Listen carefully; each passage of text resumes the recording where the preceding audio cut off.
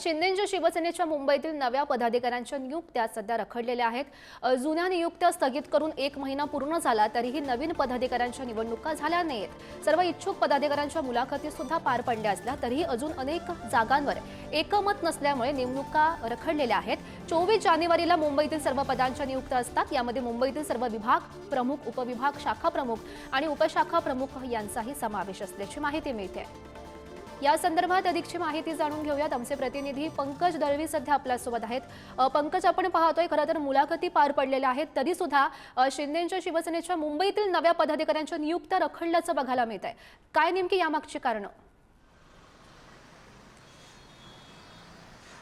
एकनाथ शिंदे यांच्याशी जेव्हा याच्याविषयी विचारलं तेव्हा त्यांनी नियुक्त्या होतील असं म्हटलं, प्रक्रिया पार पडते, पण ह्या सगळ्या नियुक्त्या स्थगित करून 1 महिना पूर्ण झालेला आहे। 24 तारखेपासून 24 जानेवारीपासून या नियुक्त्या ज्या आहेत त्या स्थगित केल्या होत्या।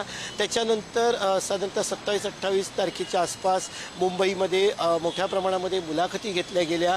मुंबईच्या लोकसभा मतदारसंघाच्या माध्यमातून मतदारांनी ज्या आहेत त्या मुलाखती घेतल्या गेल्या। मात्र अजून कुठल्या उमेदवाराची नियुक्ती करण्यात आलेली आहे, नवीन उमेदवार तिकडे दिलेले आहेत त्याची नियुक्ती करण्यात आली आहे का, की जुन्याच काही ठिकाणी नियुक्त्या कायम ठेवलेल्या आहेत, याचा निर्णय होत नाही आहे। खरं तर एकनाथ शिंदे यांचा वाढदिवस 9 फेब्रुवारीला होता, त्या दिवसापर्यंत ही प्रक्रिया पार पडणं आणि त्या जाहीर होणं अपेक्षित होतं, मात्र तसं झालेलं आणि त्याचं सगळ्यात महत्त्वाची कारणं म्हणजे विभाग प्रमुख पद असतील, उपविभाग प्रमुख पद असेल, शाखा प्रमुख पद असतील किंवा मग उपशाखा प्रमुख पद, या पदासाठी अनेक जण इच्छुक आहेत आणि अनेक जण इच्छुक असताना जर का कोणाला दिलं तर नाराजी होऊ शकते, कोणाला नाही दिलं तर नाराजी होऊ शकते, अशा पद्धतीची परिस्थिती आहे। खूप जण इच्छुक आहेत, एकमत होत नाही आहे, आपापसातले वाद समोर येत आहेत आणि त्यामुळेच या नियुक्त्या ज्या आहेत त्या पुढे जात आहेत असं आपण म्हणू शकतो। नक्कीच पंकज, धन्यवाद दिलेल्या या सविस्तर माहितीसाठी।